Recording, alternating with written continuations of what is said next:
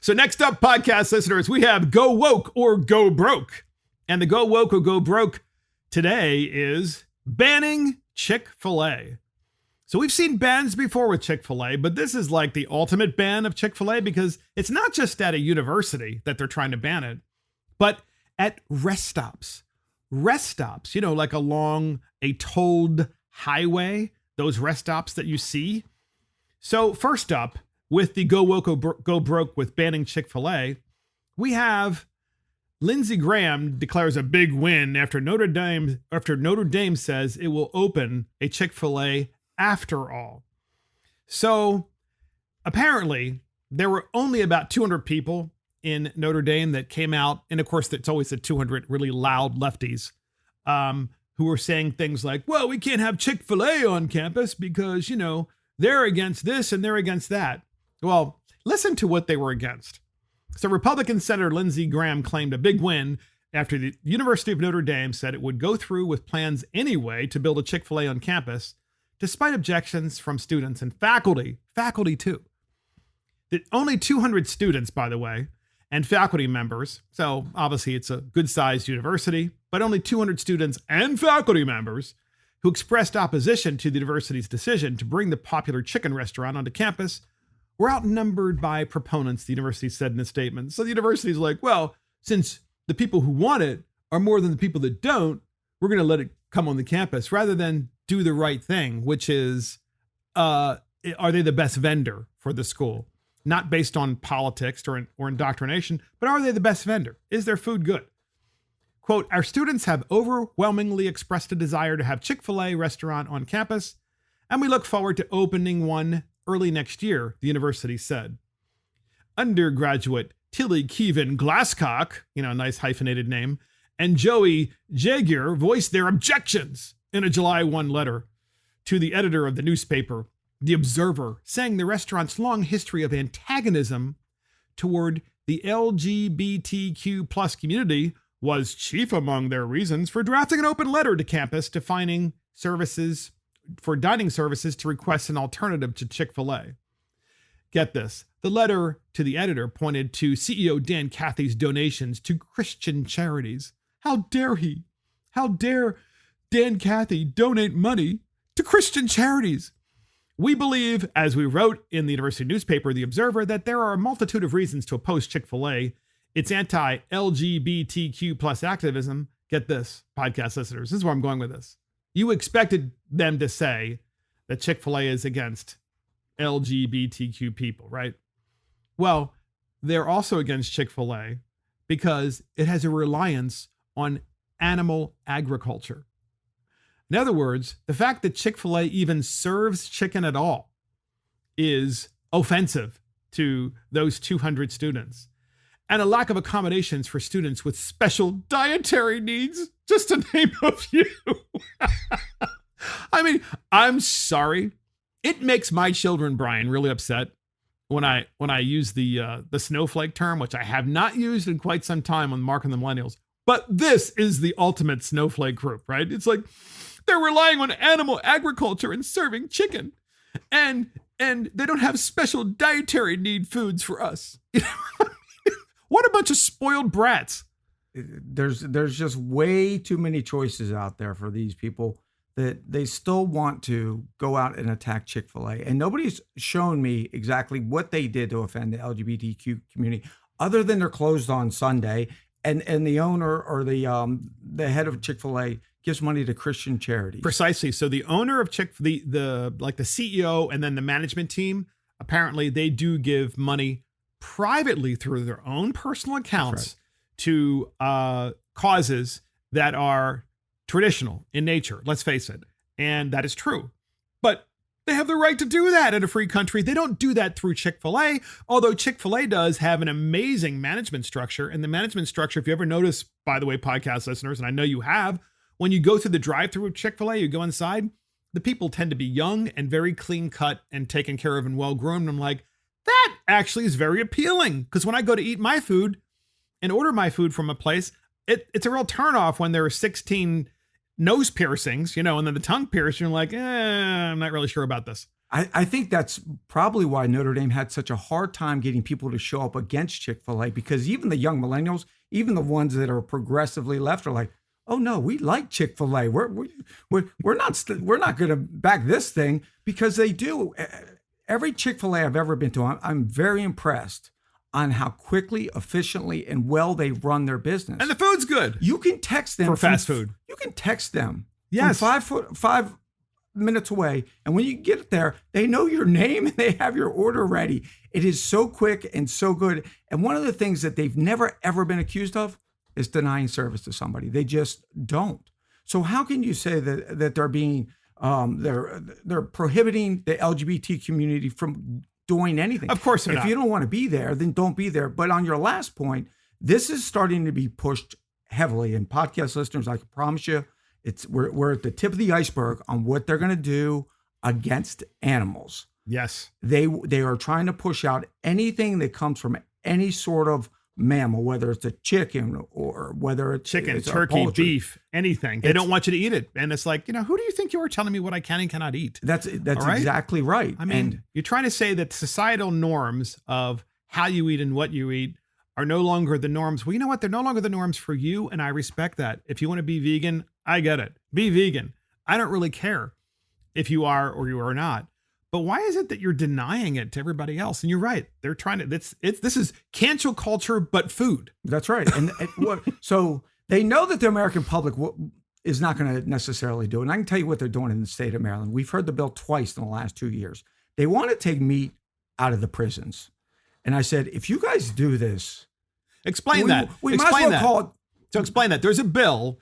And the bill, rather than taking meat out of grocery stores, which of course could never pass muster, right?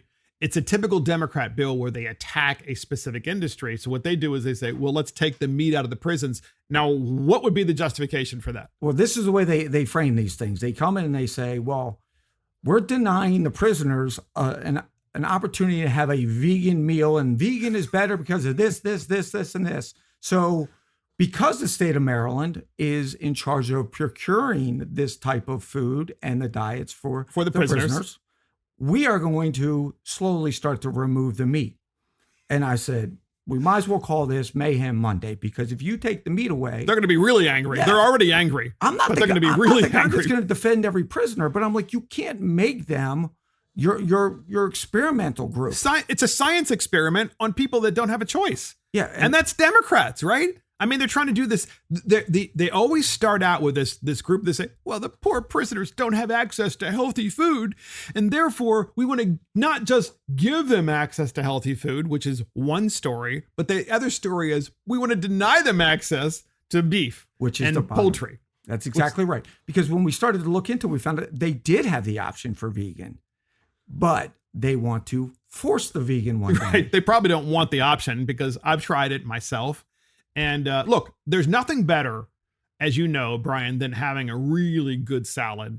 And that salad doesn't necessarily have to have any protein on it. Just like a really great salad, right? It has all the different kinds. It actually tastes so healthy, especially when you make it yourself and you wash it and it's fresh and all that stuff.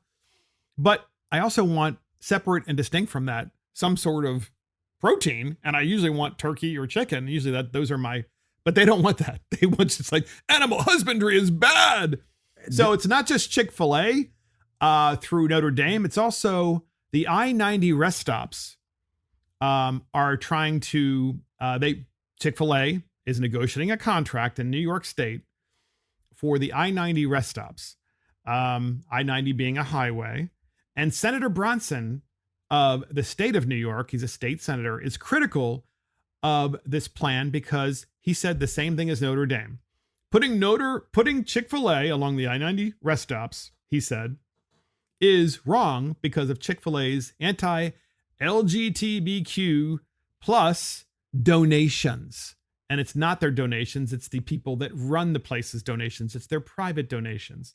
So this is in RochesterFirst.com. It says, New York State Assembly member Harry Bronson, so before I said he was a state senator, he is a state assembly member, Harry Bronson, requested the New York State Thruway Authority to reconsider Chick-fil-A in its $450 million service station modernization project via a letter Friday.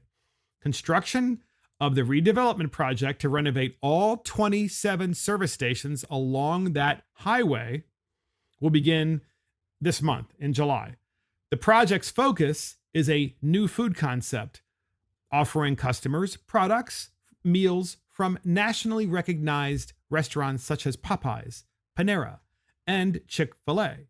And so, it seems pretty reasonable to me, but this particular gentleman, this assembly member from the state of New York, doesn't want to allow that to happen, just like the snowflakes on the campus of Notre Dame. So here's WROC Rochester Channel 8 reporting on the subject. Here it is. Member Harry Bronson is requesting the Thruway Authority to reconsider including Chick-fil-A in a new revitalization project. Officials announced a $450 million service station modernization project last week, which would include adding restaurants like Popeyes, Panera, and Chick-fil-A.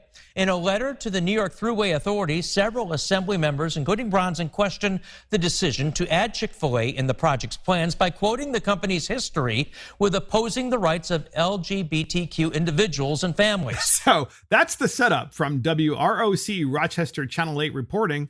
So just like Notre Dame, the university that's trying to stop Chick-fil-A, but that ultimately allowed them in, here you have a state assembly member in New York State saying, oh, no, we don't want them because, their donations aren't politically correct. Their donations aren't the way they should be. So therefore, we're not going to allow them. So here is that state assembly member, Bronson, in his own words, talking about this issue. Here it is. We can't say through those laws and through those policy positions and statements that we support the dignity and human rights of LGBTQ individuals and their families, and at the same time have a state authority that's willing to enter into a 30-year lease with a business that has a history of not recognizing the human rights of LGBTQ individuals. So not true. Not true, because the ownership and management team, once again, of Chick-fil-A gives money to the causes that they choose, and they do so privately. Right. And he just doesn't like, what's interesting? These guys, they just don't like the clean cutness, if you will, of Chick-fil-A. The fact that it's not open on Sunday. I mean, I'm convinced that's what it is, because these are anti-church, progressive Marxists that are just against anything that has to do with Western civilization and common decency. They're easily offended and they want to impose their will on you. My question is, when we were going through the restaurants, it was Popeyes. And I was like, Popeye? Man, he was certainly an aggressive, violent guy. I'm surprised they're letting Popeye in there. He was tough on old Olive Oil, if you remember back then. He beat up old Brutus all the time. So pretty soon Popeyes isn't going to be in there either. It's just going to be it's the end. It's the end goal. He may have been very abusive to her. You're right. He's probably abusive to Olive Oil. He did eat spinach though. So I'm surprised they're not canceling that title, that name, Popeyes, because we probably shouldn't talk about this. And also they will. They probably had the proper pronouns. Popeye and Olive Oil is probably he, and then she was she. That's right. So that probably isn't allowed in New York State, especially along I90. He was very masculine for sure. And what about then Nathan's Hot Dogs? That guy was kind of masculine too. Exactly. That's got to go too. I'm sure his pronoun is he. I'm just guessing. So Chick-fil-A must abide by New York law. This is what is really interesting, because Chick-fil-A makes a statement, of course, and clearly their statement is, and this is WRC Rochester Channel 8 reporting as well, as long as Chick-fil-A follows the law, right, that they don't discriminate against people, no matter what their background is, in their hiring practices, as well as in their serving practices. They're serving the public, especially on a state highway where they have a contract with the state of New York. I mean, they have to follow those laws. Of course they're following those laws. Doesn't matter. They still want to cancel them. So here's this final clip. Here it is. The New York State Thruway Authority responded to the letter from lawmakers saying, in part, quote, every restaurant brand included by Empire State Thruway partners has a contractual responsibility and is legally required under New York State law, including the New York State Human Rights Law and executive orders, to adhere to the inclusive and non-discriminatory standards that New York State embraces. Yes. So they have to, of course, follow New York state law, and they are following New York state law. Otherwise, they wouldn't be this close to negotiating the actual contract with the state of New York for the I90 27 rest stops. And this is really important, of course, because the broader issue here, Brian, is in modern America, what we're saying is if you're not woke, then we can actually cancel your business and run you out of business. In fact, we can prevent you from even working. But these are the same people that's saying that Chick-fil-A is stopping people from working because of their view. And it's almost hard to believe that they don't understand how incredibly hypocritical they're being. This is straight out discrimination. And it is, we don't give a damn about your success in the free market. We understand that most people like you and admire the way you run your business, and the product and the service you provide is of benefit to so many people. We don't like you because of the money you give to a certain organization. And we don't like you because you're not on Sunday, open on Sunday, and you have Christian family values. We don't want you. How dare you? How dare you? How dare you? Yeah. How offensive. How dare you show love for the family and close down on Sunday and rest?